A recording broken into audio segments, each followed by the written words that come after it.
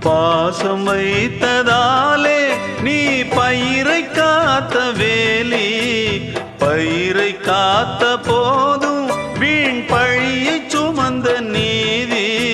சாமி வந்து கேட்டிடுமா, வீண் பழியை தீர்த்திடுமா?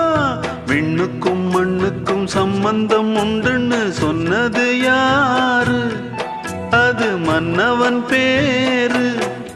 அந்த வானத்தை போல மனம் படைச்ச மன்னவனே, பனி துளிய போல குணம் படைச்ச தென்னவனே.